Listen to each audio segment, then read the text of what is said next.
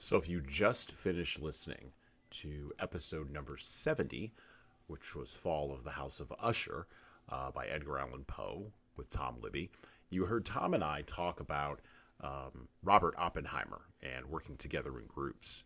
Well, we took a little opportunity to record a separate bonus feature, not attached to episode number 70. And it's kind of our review of Oppenheimer by Christopher Nolan. That movie came out in July, specifically July 21st of 2023.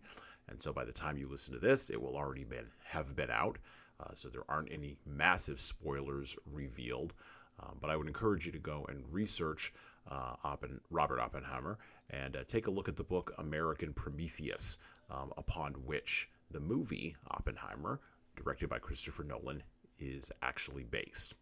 All right, take a listen to this review and conversation that I'm having with Tom Libby, and enjoy the rest of your day. Thanks. So we got to talk about Oppenheimer. We got to talk about that freaking movie. So you mentioned this at the end. Okay, so you mentioned this at the end. No, this is a good spot. So, okay. Robert Oppenheimer goes to Los Alamos, puts together this group of scientists. This is explored in the movie Oppenheimer by Christopher Nolan, which is out right now. Everybody should go see it. I thought the movie was amazing. Tom has also seen it. And while this is not, normally we don't cover movies because that would be a whole other kind of thing altogether. And by the way, I might actually do a movie podcast at some point. I'm being pushed to do that by other people who know me. But I wanted to do a little bonus on this because I think this relates to some of the things we were talking about here, just with the Fall of the House of Usher and some other things we've been talking about just long-term on the podcast. But this idea of not working alone, I think Nolan did an excellent job of exploring that in the movie, how he collected all the scientists and got everybody together. Yeah. Not only that, his theories behind why they should work in silos before bringing them together, right? Like there was like that theory of him saying we're gonna leave them like working on their own stuff because we don't want any one particular thing to be open to exposure to Russia, or like because if Russia hacks this in our today's terms, if Russia hacks this, they get everything. Where if they hack that, they get a piece, and we could protect it. It was like that isolate and protection kind of mentality. Compartmentalization. Yeah. Compartmentalizing. A couple of things jumped out to me, and I'm a huge Christopher Nolan fan. I'm a huge fan of his movies. I don't mind admitting that right up front. I thought that, so, one of the things, and we talked a little bit about this before we decided to talk about this on the podcast, but you mentioned that like it was a little dry, right?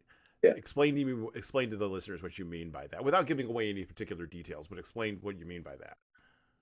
Well, it was not dry. Well, I was thinking more of like Cillian Murphy's interpretation of him, right? Not necessarily Oppenheimer himself, because I didn't know the man, right? I mean, let's face it, I can't call him dry. But the way I felt like, because I thought, first of all, if Cillian Murphy is not nominated for an Academy Award for this, I mean, that's just an atrocity, just to let you know. I think he was amazing. He was fantastic. And I think for a guy like him with his range of acting to stay that like stoic and dry the whole time, that's just talent, right? He's talented. He's very talented. I like him a lot. I think he did a really good job. But by dry, like there was never like, even when he tried to like, you saw the movie, right? Even when he tried to joke or go outside of his character, it was almost like a whiplash effect. It was like right back. Like he'd be like, oh, so is that like a communist glass of wine? I mean, Communist Party is like, you know what I mean? He was very like, he was very like, the stoic is probably the best word, the best alternate word I can use other than dry. Like, but it was just very matter of fact. Like his portrayal of him was very rigid and matter of fact. It was not loosely. I mean, my point, it was not loosely based on Oppenheimer. I mean, he did his research. Mm-hmm. It was very dry. There was no question on what he used for his. That guy must have read everything about Oppenheimer in order to do that character. He was able to, I think, very successfully make it not about the quantum mechanics and the quantum mathematics. Yeah. Not because he couldn't have done that, I don't think, but because for the average person who's going to watch that movie, who may know very little about J. Robert Oppenheimer, 70, by the way, I went and saw it on August 6th, which was the 78th anniversary of the bomb getting dropped on Hiroshima. Yeah. The irony of that, I did not miss that at all. But 78 years on, almost 80 years on from the dropping of the bomb, I'm going to say enough time has passed where the average person doesn't know who J. Robert Oppenheimer was. Yeah, I no agree. clue about that guy. And so we know a little bit about quantum mathematics and quantum physics because of people like Neil deGrasse Tyson, right? Or Stephen Hawking, right? We kind of have some familiarity with that if you're paying attention. But if you're not paying attention, you don't even know who those guys are. So the math is too much. But I think where he nailed it, to your point, is he nailed it on, this is a guy who's so good at the specific thing he's good at, but then managed to, without me giving too much away of plot points, managed to suck at almost everything else. This is a historically factual movie. If you can't give away, they already know what happened. You can give away all you want. I knew everything that was going to happen in that movie. No, not everything, but you know what I mean. Like, the outcomes were like, they were already written. Like, maybe some people haven't. I don't know. Maybe some people want to be surprised. God damn it! If you're surprised by this movie, something. No, I'm just kidding. Okay. I'm just kidding. Okay. So what do we think? What did you think of Nolan's direction? Okay, so this is where. So there's two things that I wouldn't say that I'm a huge Nolan fan, but I do like a lot of his films. But I don't like follow him. I'm not like a Nolan geek or whatever. There are other people, like with you and I have talked off podcasts about certain people like Jordan Peele and like somebody. There's people like that. Like, so I like most of his movies. I don't like. There's some commonalities in his movies. They're like tricks of the trade that he uses that I think failed epically in Oppenheimer and didn't add anything to the value of the movie. I thought, first of all, let me just be clear. I liked the movie. I thought the movie was phenomenal. The movie was great. The acting was incredible. Cillian Murphy was unbelievable. Robert Downey Jr. was amazing. Like these guys, these are Oscar like worthy performances, right? Yeah. Okay, so back to the directorial stuff. And again, I'm not saying Nolan did a bad job either. I just think there are certain things that he's known for that he could have left out. Meaning, he is really good at using the composition music to make you feel certain things. Like he's really good at it. Certain movies, you could just tell your heart pounds, you're nervous, whatever he wants you to feel, you feel in his movies. I thought that felt flat, really flat in Oppenheimer, because to me and for me, it had an opposite effect. It actually, the musical composition actually took away from some of the dialogue that either A, I couldn't hear, or B, I thought was too valuable to not hear and understand. Some of the music like overpowered it, right? Like, so he was trying to use the music to get you feel what the conversation was supposed to make you feel. Instead, the conversation would have made you feel that. Like, if you had just listened or heard the conversation, you would have been like, oh damn, or wow, or oh my God. But instead he tried to use the music as he did in the past. And I didn't like it. I think it failed, number one. The second thing that was, I think he missed out on a little bit, he missed an opportunity. And this is actually not my observation originally. I actually read this somewhere else, but I happen to agree with it once I saw the movie. The entire think of who that movie think of who the historical actions of that movie impacted, and they had zero representation in the movie. Right? So that impacted. Now, I'm not even talking about the country of Japan per se, but even Japanese Americans who were American. There's no doubt where their loyalties lied. But they were being vilified in some of these things too. Concentration camps here in the U.S. Yes, people, we had concentration camps here in the U.S. for our Japanese American born citizens. Again, I'm not going to get frustrated about that right now, but there was zero representation of that entire community. I thought that could have been done a little better. because it impacted them more than anybody else on the planet, right? So there could have been something that they could have done. Now, I'm not sure how. I'm not a director, so I'm not suggesting that there was a way he should have, could have, would have, whatever. But let me rephrase that. Should have, yes. Would have, could have, like, oh, I don't get that. Like, I'm not a director, so I'm not saying that if he did this, it would have been better. If he did that, or he should have done this, or whatever. I'm just saying that of a race on the planet that this movie has some visceral connection to, not a single thing, not one. There was not 1 ounce of representation of that culture in the movie. Those are my only 2 knocks. Believe me, when I watch a movie that I love, there's more than 2 knocks on that movie, and in this particular movie, there was only 2. So I'm not going to defend Oppenheimer, and I'm not going to defend Nolan on the second one. And I'm not going to do that for a very specific reason. I'll tell you why. So the first one, though, I agree. He's had trouble with music in his films since arguably he hasn't figured it out since Insomnia. Oh, yeah. But he's been getting, and I hate to say this, he's been getting better. And he does things in triplicate. This is the thing, because I am a Nolan homer. I am.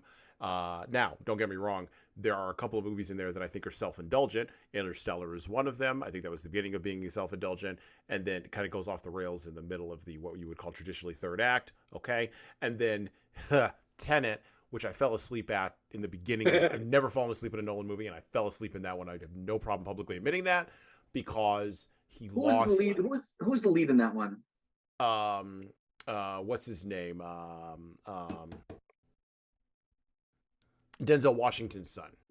Oh yeah. I can't remember his name either, but yes, can't remember that actor's name. And he's fine as an actor. It wasn't him. It was the writing that was self-indulgent. Like he was trying to do too many things in the first act, and I just lost interest. And I was like, dude, we're done.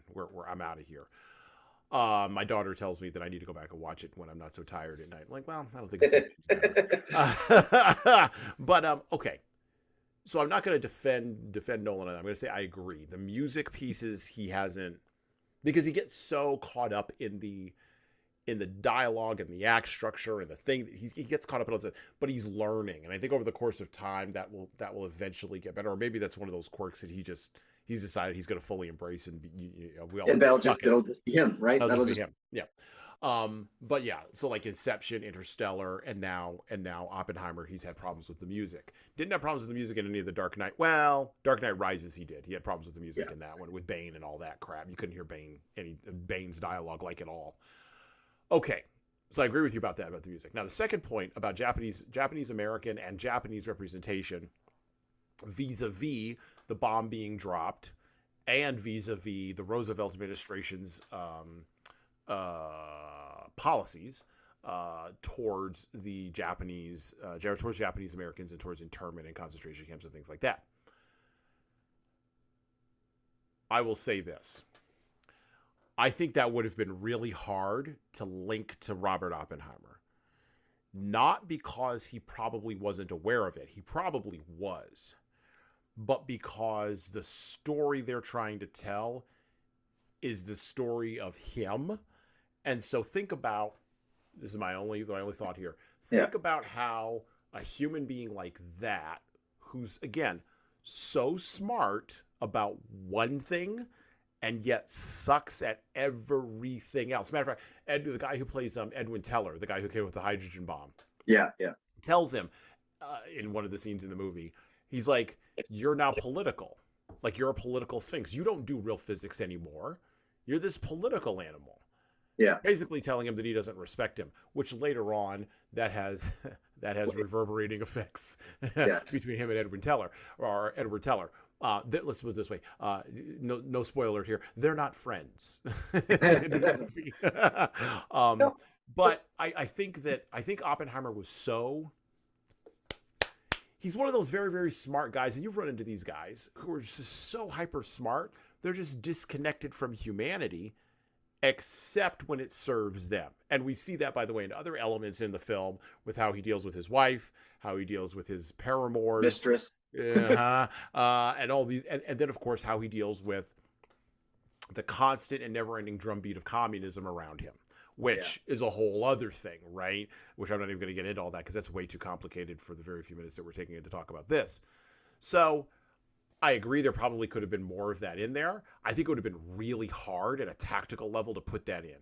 I don't think so, only because I'm not suggesting it needed to be in the whole movie either, right? I'm just saying that there should have been some representation of it. When he had the conversation, the Secretary of Defense specifically asked him about the cities in Japan. Oh, yeah. Okay. There was an opportunity there that could have been very easy to weed something in about the people. So there was probably at least one other scenario that I could have thought of when they were thinking about the location. There was a reference very, very, very quickly about a location that if most people don't know their U.S. history, they would have known that it was an original internment camp that got closed down, and they were going to think about taking it. You probably wouldn't have caught it. Most people probably wouldn't have caught this. But I'm sitting there thinking to myself, they could have used that. They could have used that as a very good opening for them to at least bring the people in that had this. I mean, talk about profound impact, right? On a course history changing, event that only happens once every millennia or less. Like, I mean, this actually it might not ever happen again.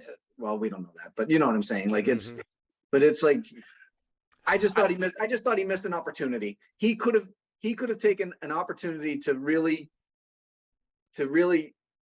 again, to your point exactly, which was most people today, again, my kids and their friends' age groups have no idea. They know what they read in history books and they know what they see in the movies. They understand that, and they can do some Google searches. Sure. How many of them are actually going to Google search it? Not enough. Not enough of them are going to learn about World War II and the bomb, right? Like, no, they don't really understand the impact this thing had. Because the other thing, and again, another way they could have kind of spun this into a way to bring up this race of people was Oppenheimer had mixed emotions about actually dropping it. Building it was important. Using it was not for him. If you think about the movie, like his concept of all we have to do is show them that we have it and it'll scare them off from using, like, which is basically the beginning of the Cold War. It was exactly what happened with Russia that he was trying to avoid. Oh, no, sorry. He was trying to invoke that ahead of time so that we didn't have to drop the bomb, but we had showcased it. Everybody knows the power of it. And I'm not saying that he would have succeeded. I'm not saying that dropping the bomb, I'm not saying not dropping the bomb would have worked. I'm not saying that. I'm not arguing the case of like the changing history. I'm saying that when he was trying to make a play at just building it is enough. Like that could have been an opportunity as well to bring in the people. There's one thing he said throughout the entire film, and I think he was convincing himself of it. And again, these are not words I don't think that Oppenheimer ever actually said. Although, who knows, maybe he did, but I don't think he ever actually said them. I think they were written for the script. And they were the encapsulation of an idea that runs throughout the entire film. And the idea is this. And this is one sort of another reason why this movie sort of resonates with me. So, in leadership, right? There's leadership theory and there's leadership practice. Sure. Just like in physics. There's theory on the board. Oh, yeah. Yeah. And then there's what actually happens in the real world. Right. And what is it he says throughout the movie? At a certain point, you have to move. Lawrence Hubble tells him this. The guy whose name is now on the Hubble telescope, played by Josh Hartnett. Great role, by the way, if you ever have a chance to see it. Josh Hartnett is like, by the way, when did Josh Hartnett get to be old? He's got like the Pearl, right? Like he's got the Pearl Harbor. Makeup? I was hoping that was makeup. No, that's him. He's just old now. He's like in his 40s. He's a grown man now. I said the same thing about Robert Downey Jr., man. I was like, oh man, what happened? So at a certain point, you have to move from theory to practice. And he keeps repeating that throughout the entire film. And there's the moment when they're almost there on the bomb. They haven't tested it. And, the physicists are talking about the theory in the room. And of course, there's intimations that they might have leftist communist leanings or whatever. And that's what it's all tied into. But the subtext underneath there, because he walks in out of the rain and they're like arguing or whatever about it. And he goes, we in this room are theorists. We imagine things in our theory and our imaginings are horrifying to us. But out there, they don't know that. They don't know what we've got, and they don't understand it. And so basically the variation of the line is they won't understand it until they've used it. That's the gap between an engineer and a mechanic. That's the gap, and this is in a lot of different fields. That's the gap between the leadership theoretician and the person who's on the ground. That's the gap between the sales trainer and the guy who's actually going door to door. Selling it, yeah. Selling it. At a certain point, you have to move from theory to practice. The arguments about whether or not we needed to drop the bomb, and Truman, there's this great scene with Truman at the end where he says, tells him to get this crybaby out of my office and don't let him back in. Oh my God. I can't believe that really happened. Did you look that up? That literally happened. Well, okay, but here's who Harry Truman was. Truman was a haberdasher. Great, by the way, great career. A hat salesman from Missouri. He didn't have time to deal with theoreticians. People in his... He came from a place where guys like Oppenheimer try to escape from. Yeah. If they're born there. Because guys like Oppenheimer get beat up behind the football stadium by guys like Harry Truman. Right. And what the bomb project did, and I told this to my daughter, what the bomb project did, it did the only thing in America we could do. It brought together the geeks and the jocks. For sure. And the jocks eventually took over the bomb building, because here's what the jocks know. You have to actually go out and hit somebody on the football field to your career, my career, right? You played football, I played rugby. You can have theory about this all day. That really going to help you? No, you got to go whack that man or woman or whatever the situation may be. You have to actually feel it. And that's like Mike Tyson. Everybody has a plan until they get punched in the face. Right? Punched in the face. That's right. They get punched in the mouth. Everybody.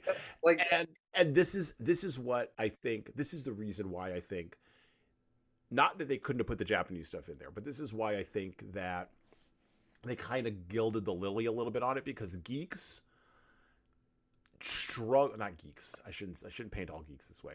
People who are in the mode of Robert Oppenheimer, who are, again, very, very smart at a very specific set of things, who are just preternaturally brilliant, who see the things in the world. They have what I would call a beautiful mind. Yeah. They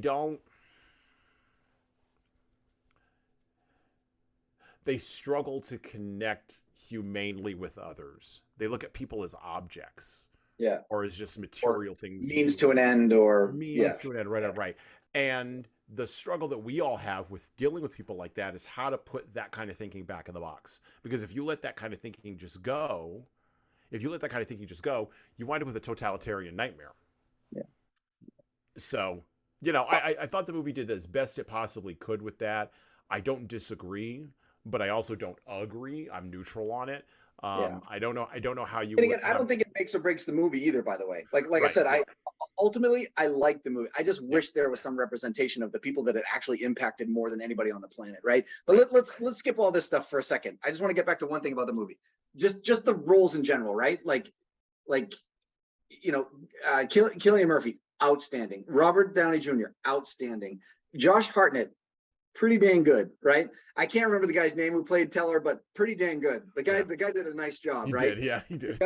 Rami Malek, I know you and I disagree with this. I thought it was mediocre. I thought anybody could have played that role. I don't care that it was Rami Malek. I mean, you could have had freaking Henry Winkler play that role. It would have been just fine. Like, it doesn't even matter. Like, anybody could have played what Rami Malek did. Matt Damon, same thing. So Rami Malek and Matt Damon to me were user interface. It doesn't matter. Put anybody you want in there. You want to take Matt Damon out and put Ben Affleck? Go for it. You want to take Matt Damon out and put Leonardo DiCaprio? Go for it. Anybody could have played that role the way he did.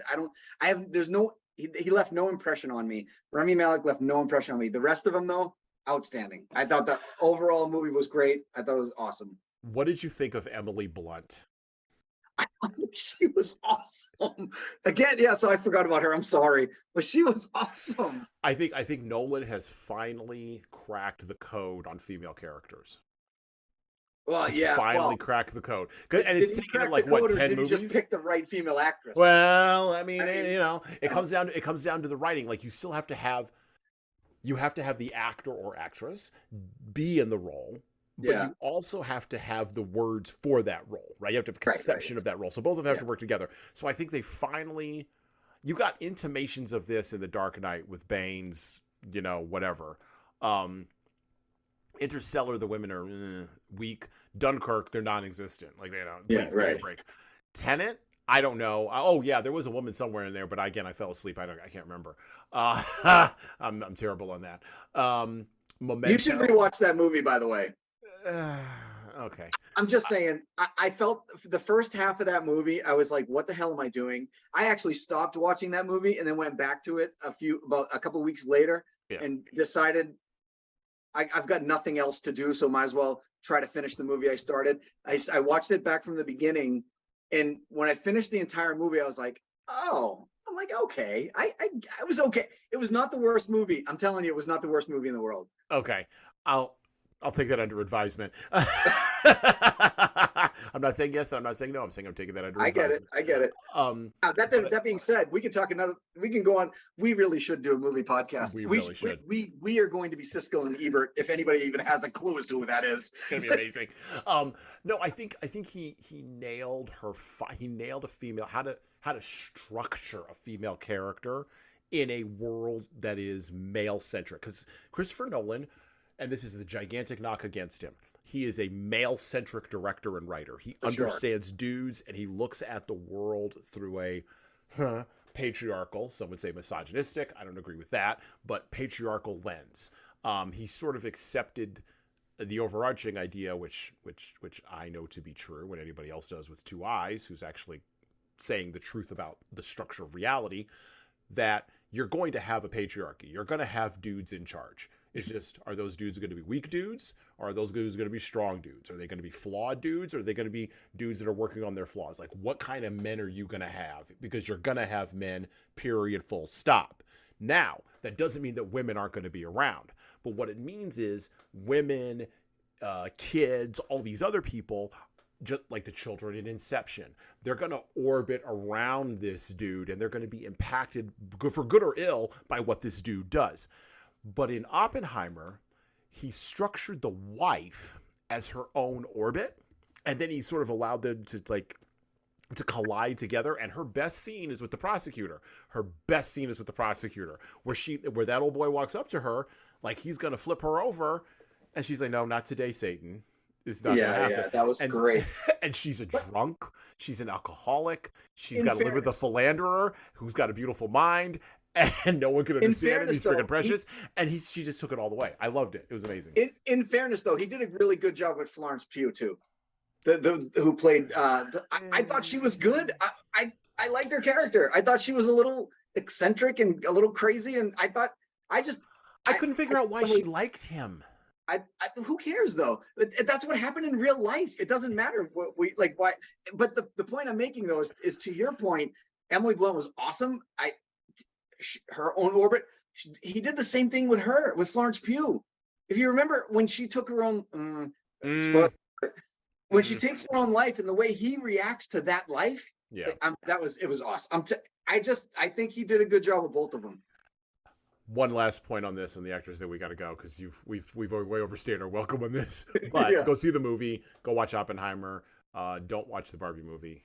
And I won't get into all that. Just spend your time on Oppenheimer. Okay. Last point that I'll make on Robert Downey Jr.